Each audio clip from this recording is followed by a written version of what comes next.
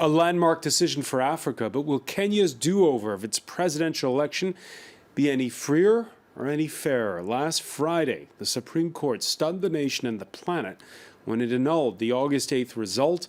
That sparked cheers among opposition supporters and blushes for international observers who'd previously called on Raila Odinga to concede to incumbent Uhuru Kenyatta. But here's the potential catch. President Kenyatta refuses to revamp the same electoral commission on whose beat irregularities took place. Is it a credible arbiter? Can this commission work serenely? After all, its head of IT was tortured and murdered less than 2 weeks before the vote.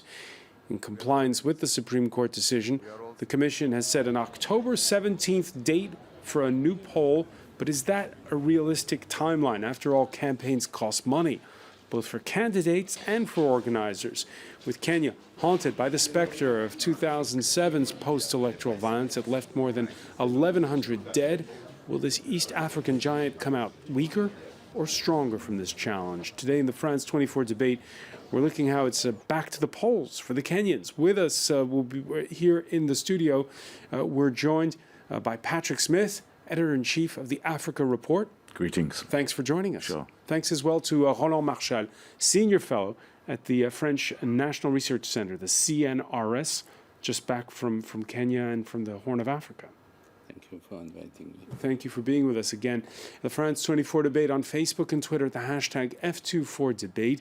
New election, same organizers. Nicolas Germain has more on how the IEBC, the Independent Electoral and Boundaries Commission, is the center of all the attention after last week's landmark Supreme Court ruling.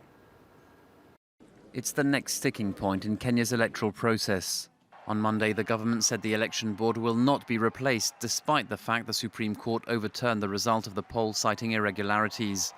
But on Sunday, Kenya's opposition leader, Raila Odinga, had sent out a clear warning. We have said that you cannot force Kenyans to go to polls that are supervised by thieves.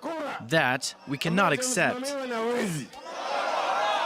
The new campaign is already tense. The incumbent, Uhuru Kenyatta, accepted the court's ruling, but he also called some of the Supreme Court judges crooks and made the following threatening comments. Jaji amesema, tunafanya kazi hii, unakuja una block, unaweka injunction. Kwani unafikiria wewe umechaguliwa na nani? No, there's a problem and we must fix it. Going forward, we must fix it. Experts said it was the first time in Africa that a Supreme Court had cancelled the presidential election result following a complaint made by the opposition. It was an embarrassment for international observers and some local election observers who had generally praised the poll as free and fair. And joining us for our conversation is Maria Tashaka, Dutch member of the European Parliament, who headed the EU observer mission for the vote on August the 8th. Thanks for being with us here in the France 24 debate.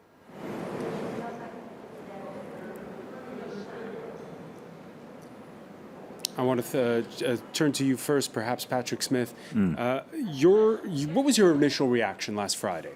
Well, I think surprise. I'd written that I thought it was highly unlikely that the court would find against the election result. I thought there would be criticisms.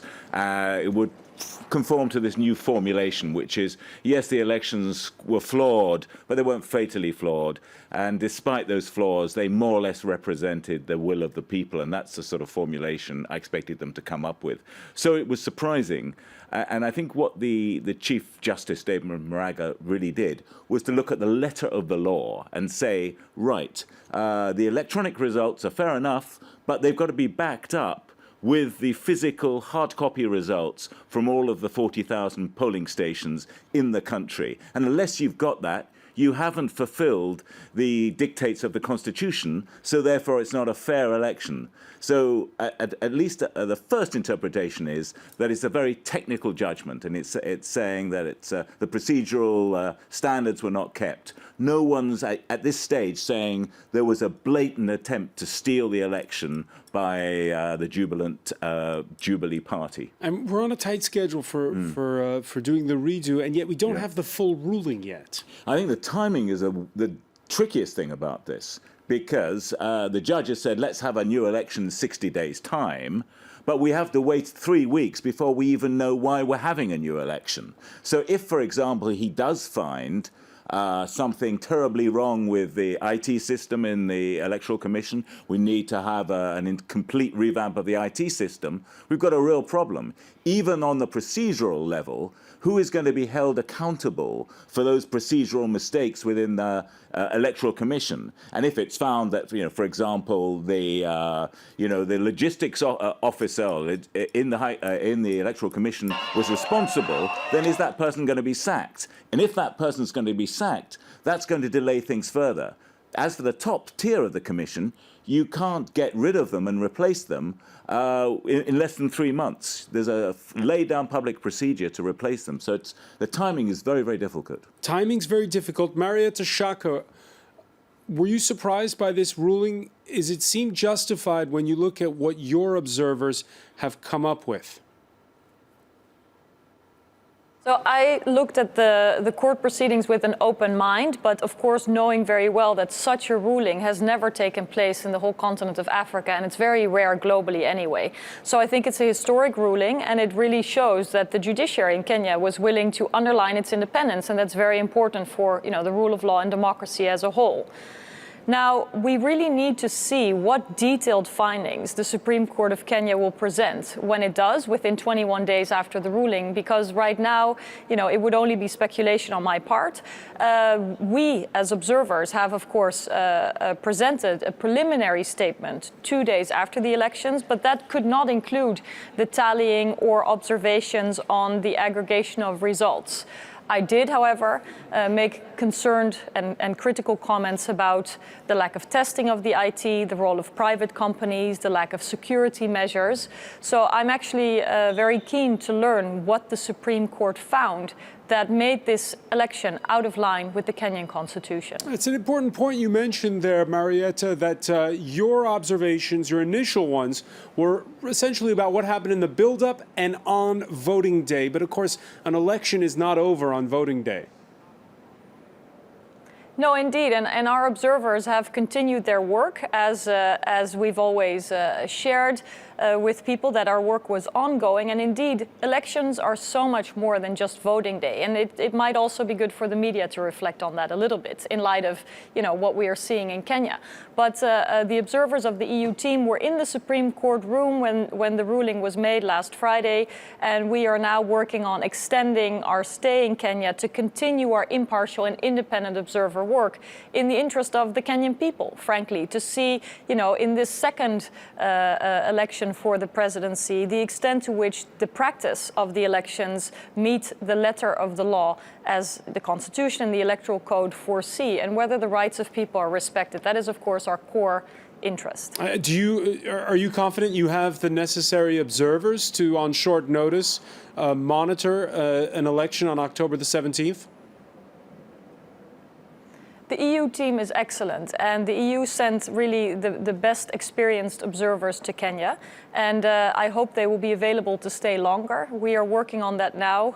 We're doing everything we humanly can to continue to have such a professional and experienced team of observers who have observed, countless elections in other parts of the world and who know the methodology that the EU uses very well. I'm committed to continuing my job, and so we're doing what we can. All right. Before I turn to you, Roland Marchal, let's get the latest, which is the opposition this Tuesday of two minds over whether to participate. Raila Odinga, its leader, calling for a revamp of that electoral board and for the election date to be pushed back to either the 24th or the 31st of October. Because you could not do a mistake twice and expect to get different results. We know exactly what transpired in these last elections. We know what the IEBC did, and we know that if we were to go back, there will be no different results. And that's why we have said that there will be no elections on the 17th of October until some of the conditions which you have spelled out in the statement are met by the IEBC. Roland Marchal, does he have a point that you need to revamp this electoral board if you want to have a credible redo of the presidential election? I mean, the answer is up to the Supreme Court. And again, we go back to this crucial aspect is the Supreme Court made a decision, but we don't know why, on which evidence.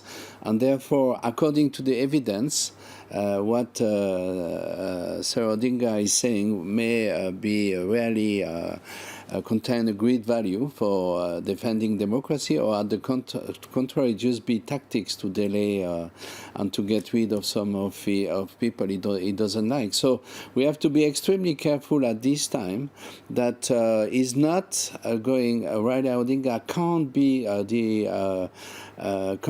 can't arbitrate now the follow-up of this decision. Is one contender, certainly a major one. He could raise a lot of questions, but let us first get the basic statement by the Supreme Court, see the weaknesses of the Electoral Commission, and then look at what is possible to do to improve the elections by the time elections should take place. What this interview didn't mention is actually another point. Is Raila Odinga mentioned that he couldn't accept the 17 October because he wasn't consulted, while the Jubilee Party was consulted.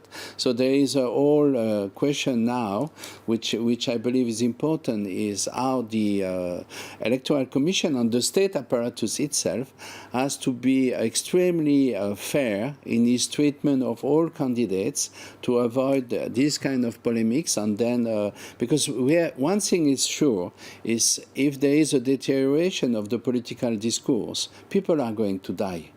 And what we celebrate today as a wonderful proof of the independence of the judiciary may actually turn into something very ugly. Yeah, So, remind our viewers about that. Why are they going to die? Because of course the leaders are making all kinds of statements, whether the Supreme Court judge is a crook or whether the Electoral Commission chair is disqualified for this. But at the grassroots level, this is translated into much more violent politics, and we have to be very aware that things in Kenya are not exactly what tourists witness on the beaches or in the resort in Masai Mara. This could be a very violent society. Let us be very careful. Let us add to peace and not try to create new motives for getting aggressive. Yeah, and there was violence in the build-up to the vote on August the 8th. The murder days before of Chris Mansando. He was found tortured and strangled to death days before the vote alongside an acquaintance. Mansando was in charge of IT at the Electoral Board and as such of running biometric readers and electronic transmission equipment meant to greatly reduce incidences of electoral fraud. Patrick Smith, where do we stand as far as his murder goes? Well, I mean, the murder... It could just be a common criminal case. It could just be. But it was 2 weeks before the election. The murder took place 3 days before Mansando was meant to do a demonstration in front of the press of how the Electoral Commission's IT system was going to work. So a lot of people think there were political motives behind it. Then you get to the question of whose political motives were behind it. I think his death and the failure for a credible investigation into who did it and why they did it is another factor haunting these elections. And I think it's informed a lot of people's concerns about the technological side of the election. I think the judge himself seems to have focused on the procedural side and says that's enough to annul the election. But there is still, I think, legitimate concern about the use of technology by the Commission and the way in which, and our correspondents in Kenya have had this from the experts in Kenya, that the Electoral Commission its database could be hacked and they wouldn't know. And all sorts of algorithms could be inserted and they wouldn't necessarily know. It's something that needs to be opened up, something that needs to be, I think, subject to constant scrutiny, partly because it's so important that justice is seen to be done in these cases, that there is absolute transparency in the way this technology is managed. Because if there isn't transparency, in fact, it then becomes actually more opaque than the old analog system. And it's just this black box of IT tricks. And that creates suspicion all around. Well, when the case was explained or in front of the Supreme Court, what came up is actually there is a backup with papers and signed by all members of the polling station and so on. What happened is, in many, many cases, in too many cases, because that's not 10, that's not 50, the forms weren't actually filled the right way. And so that raised an issue, not only on the IT system, but as well on the ability of the local staff to deliver simply the services they are supposed to be paid for.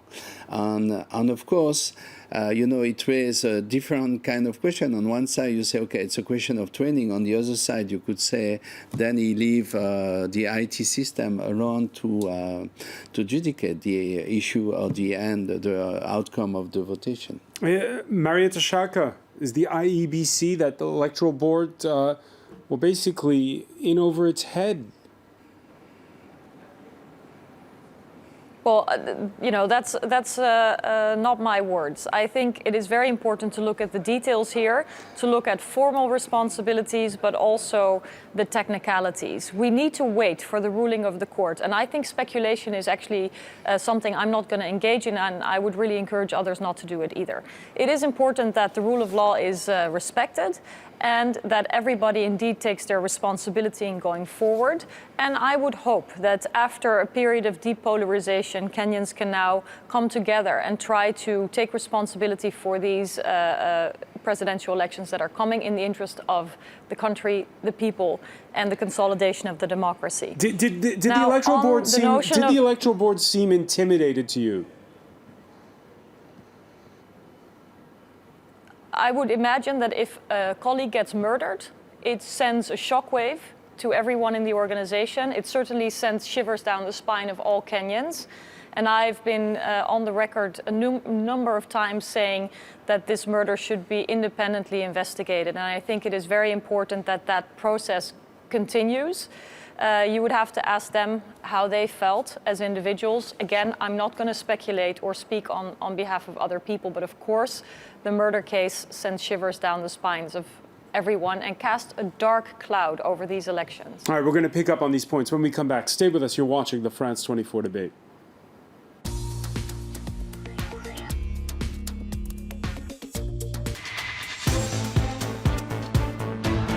Welcome back, or welcome if you're just joining us. It's the France 24 debate, and we're looking at whether or not it'll be freer and fair second time around for Kenya's election after a landmark decision last Friday by the Supreme Court, a first for the African continent, the cancellation of a vote due to irregularities. We're talking about it in the company of Dutch member of the European Parliament, Marietta Shaka, who joins us from Brussels. She heads the EU observer mission to those elections in Kenya. Welcome back as well to Patrick Smith, editor-in-chief of the Africa Report.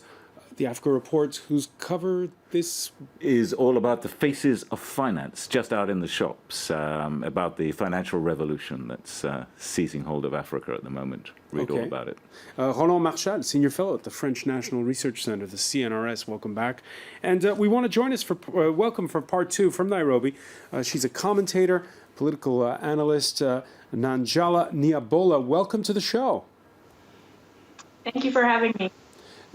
I've put it to the rest of the panel. I have to put it to you. Your thoughts on this redo? Is this? Roland Marchal was warning that if it's done wrong, it could all go horribly wrong. What's your gut feeling right now? I don't think that it's going to go horribly wrong. I mean, of course, we're all speculating based on a set of variables. I think that the raw materials for a good election are already in place. We have a very extensive legal framework. We have a very extensive operational framework. And the instructions really from at least watching the the Supreme Court proceedings, the problem was never that people wanted to gut the law and start from scratch. The problem was that people wanted the IEBC to obey the law and to do the things that they had committed to do through the electoral process. And the signs were always there throughout the build-up period, all the way back to 2016, that the IEBC was going to be overlooking its own regulations and rules in the process of realizing this election. It was all outcome, outcome, outcome. And what we're seeing right now in Kenya is that people want more than just outcome. They want credible. They want free, fair, and credible. It's not just about avoiding violence. It's about giving people the election that they were promised in the legal system.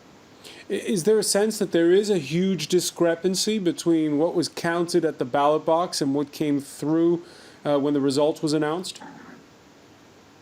I think that for people who are paying attention, it is actually very tough. So I was tracking the numbers of rejected votes, for example, throughout the tallying process. And by the end of the tallying process on August 14th, there were over 400,000 rejected votes. But the official statistics submitted by the IEBC on August 11th, the results that are considered the official results, only had 81,000 votes. That's a significant, 81,000 rejected votes, that is. And that's a significant discrepancy. That's a significant difference. And I haven't had a chance to go into any of the other figures, but just looking at that already tells me that the numbers that we were all reporting on, the numbers that we were all following closely, were so far removed from what is going to go into the history books as the record of the August 8th elections. So it's going to take a little bit more time to parse through all of the data. Remember, we're talking about 40,883 polling stations. So it's going to take a lot of time to parse through each of the specific data sets. But just overall, looking at that one particular data point, there's already a huge discrepancy between what was being reported on the public portal and what the IEBC submitted as an official result. Wow, a huge discrepancy in rejected votes. Contrast that, if you will, to the statement 2 days after the August 8th vote by the former U.S. Secretary of State, John Kerry, monitoring the election for the Carter Center. Here's what he had to say at the time. I know what it's like to lose an election. I lost by one state, the presidency of the United States. And I had a lot of reasons to complain about what happened in Ohio or other states. But you got to get over it and move on. And I'm not saying one can or the other. If Mr. Kenyatta winds up losing in this race, he has to make a decision to cede power, and he has to do what is appropriate. If Mr. Odinga was, who knows? Let's see where the count comes out. Do you get the feeling perhaps John Kerry's been a little bit misquoted, like they only kept the first part of that statement? A bit. Yeah, it does. When he sets it in the context of his own political career, and that comes up 4 years after the Al Gore case, where Bush and Gore were up against it, and they go to the Supreme Court, and Gore essentially backs down, and the Supreme Court make what most people saw as a political decision in favor of George Bush. So I think, yeah, Kerry's seen all that. I think the problem was there was not even the words so much as the context of the words, and it came across to a lot of friends of mine in Kenya as, hey, you know, this is a bit of a messy election, let's face it, but you know, you lost, and you lost big, 1.5 million votes, get over it and move on. And it was a bit casual. And the supporters of Odinga, they go back 2 elections. They go back to the 2007 election, in which there was, by common consent, real abuse in that election. They go back to the 2013 election, when there were certainly accusations of abuses by the Electoral Commission there. And we had this, you had a different Supreme Court, but the Supreme Court found in favor of Kenyatta and Ruto, and then they had no criticisms of the Supreme Court then. So if you put all that together, there is a sort of level of partisanship there that I think Kerry would have been well advised to have a good think about and be a little bit more careful in the words he chose. Nanjala Nyabola, when you first heard that statement, did you see it as a message to Raila Odinga to concede? Absolutely. And I think it was really tasteless. And the reason why I think it's tasteless is because of the context of what's happening in the United States.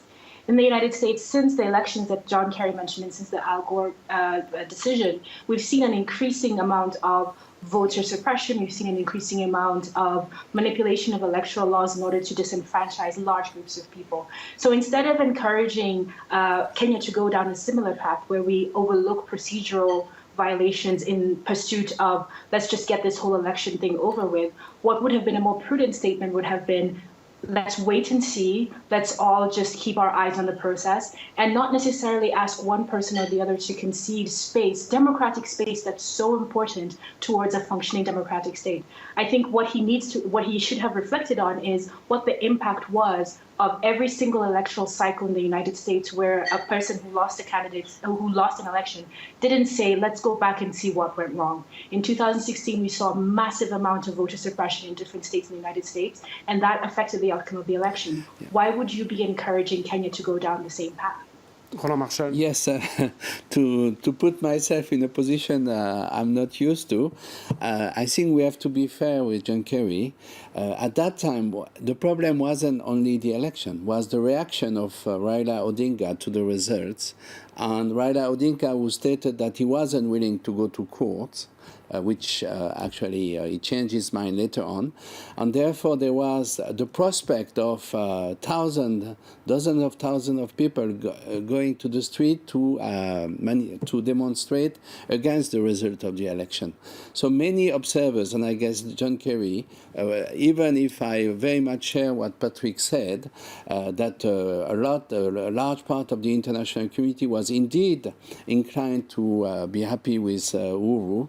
I believe still there was this issue that there could be the nasty scenario, and therefore people wanted just to say to Raila Odinga, okay, you as Kerry said, and the prospect wasn't so much to, or the aim wasn't so much to evaluate the election, it was just to try to cool down Raila Odinga. At a moment, he was taking a stance that wasn't very acceptable even for Kenyans. Marietta Shaka, let me ask you, you heard in part one of our discussion Roland Marchal talk about the specter of 2007 when 1,200 people lost their lives in post-electoral violence.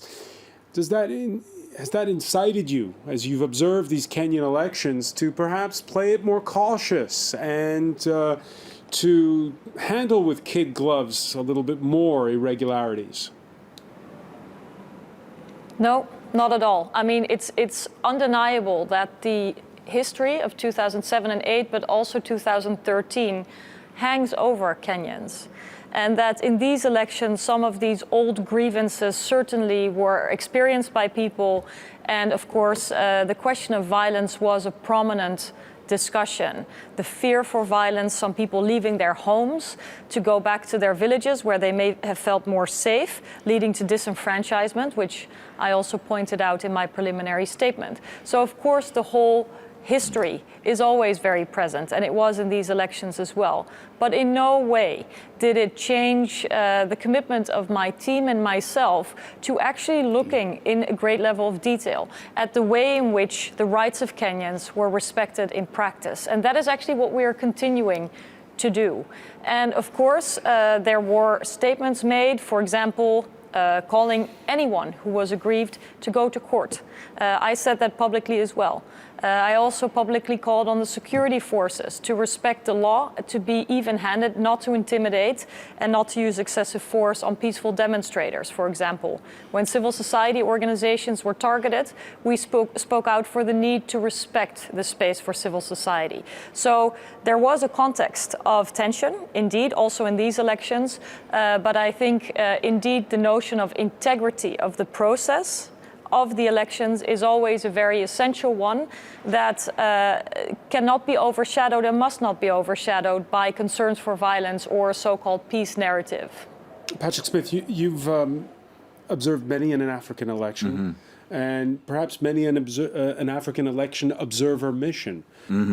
Is there going to be a before and after?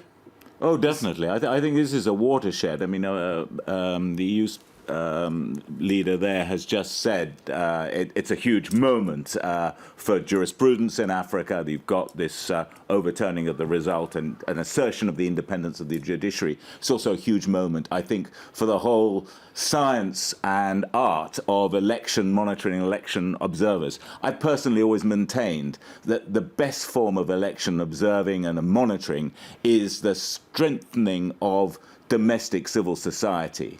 The doubling of the numbers, the quadrupling of the numbers, they're equipping them, training them with cameras, their own transmission equipment. And I've seen time and time again people who know the environment, people who speak the languages and understand the politics, constituency by constituency, and of course are scrupulously non-partisan. That is absolutely critical to a good observing team. And I think that's going to reiterate that view from now on. Nanjala Nyabola, does Kenya have that backbone? Does it have a civil society strong enough that you can have credible domestic observers?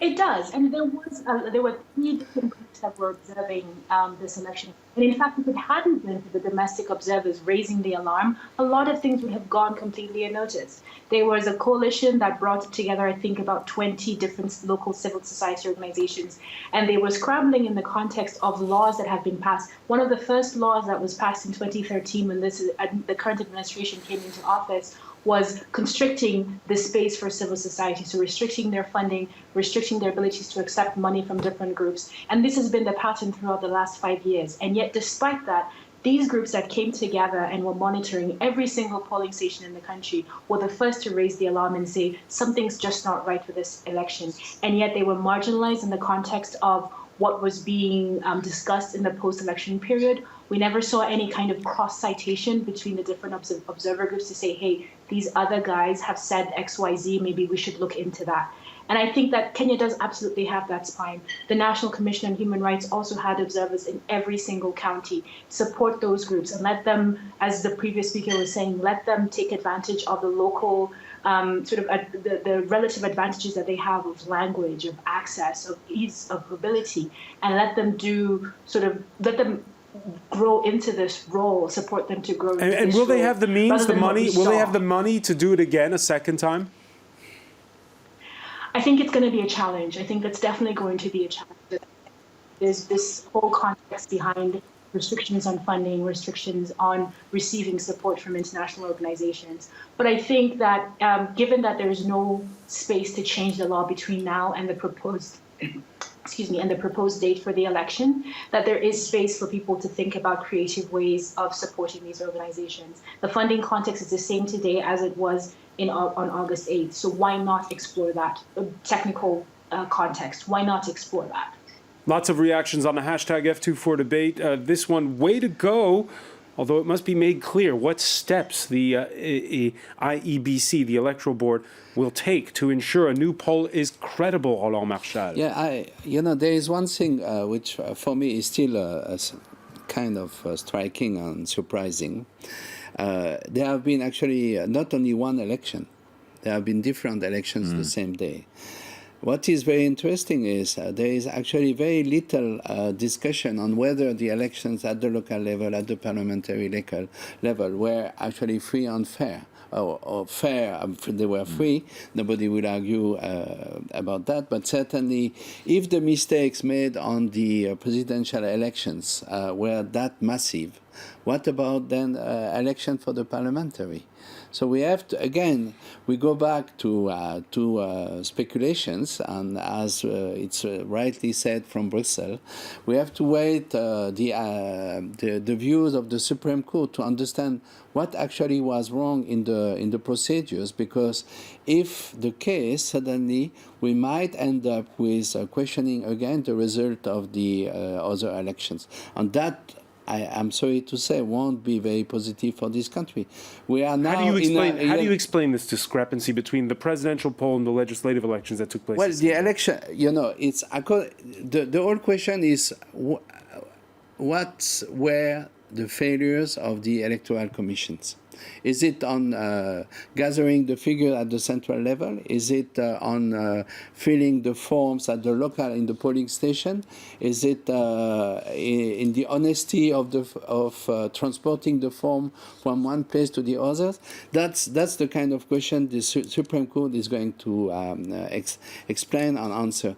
But if we start discussing these functioning aspects for the presidential election, we may end up discussing those shortcomings as well for local election or for parliamentary election. So again, we have to be extremely cautious that the decision of the Supreme Court might be a very good and very strong message for Africa, but it may become extremely difficult for Kenyans to manage.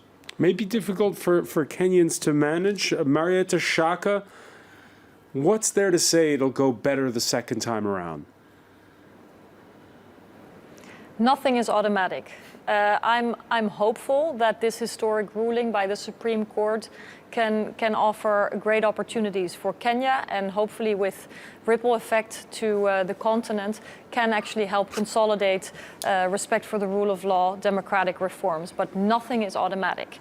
And I think it is essential that everyone in a leadership position understands the responsibility that they have and takes their leadership role to a place where indeed within a very short time period and with a lot at stake, these elections can be organized in a way that respects the rights of the people. I think the Kenyans deserve it.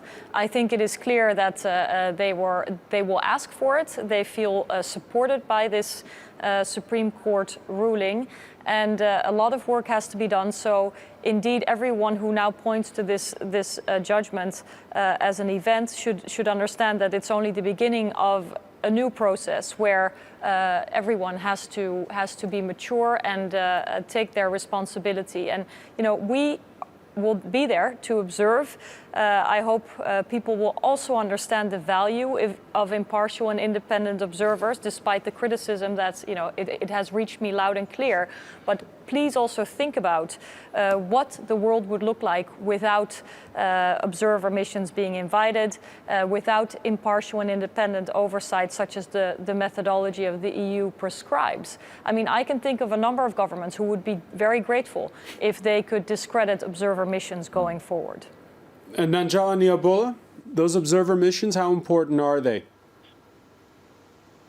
I think they are important, and I think it's important to take this in a context level. I think that it's absolutely true that they are much more important in certain contexts than they are in other contexts. I think that it's important to note that the IEBC referred to the EU mission of interim report 3 times during their oral argument in court. And that means that these particular reports have a huge impact on how people feel, on whether people feel that the process is valid. And I think the way that they were cited was in the context of sort of validating what the IEBC was arguing was that these irregularities were not a big deal. And what I would like to see going forward is for these observer missions to really think about that and have that in mind, that endorsing a result that local organizations, that's local civil society is already expressing reservations about, will have a significant impact down the line for the country in question once the observer mission has packed up and left and gone back to their country in question. But absolutely, they are important, and absolutely we should keep the process. Democracy is not just about Kenya, it's about the entire world. And there's always going to be steps forward, steps back, and it's the kind of system that we need to keep the momentum moving forward. Nanjala Nyabola, we'll leave it there. Many thanks for joining us from Nairobi. I want to thank Marietta Shaka in Brussels, Patrick Smith, Roland Marchal. Stay with us. Media Watch is next.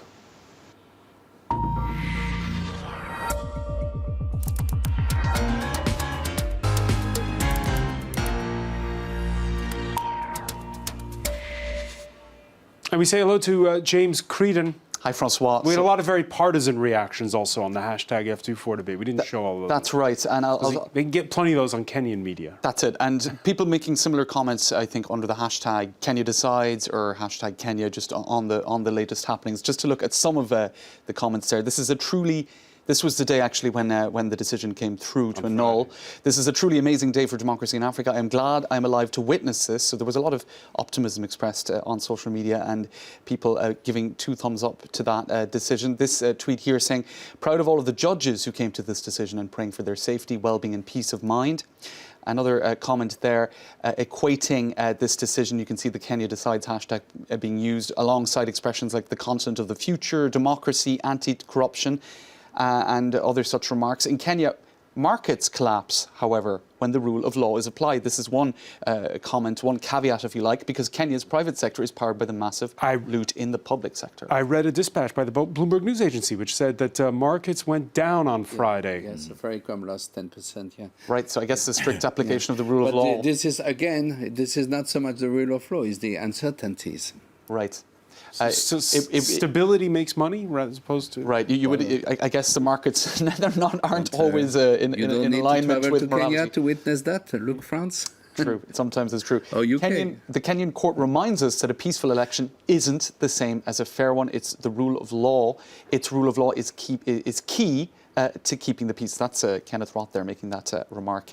Now, a lot of other comments regarding the election observers, Francois. Results of the rerun may not be good, may not change, but in the end it's about the process. Good enough is not what Africans want. Yeah. Observers take note. And actually all of the following comments are about the fact that you had observers. This seems a bit embarrassing for international observers, says Charlie Robertson, who said it was largely free and fair. Lots of comments in that vein. One thing we haven't discussed, and I understand why, is observer missions are not the same.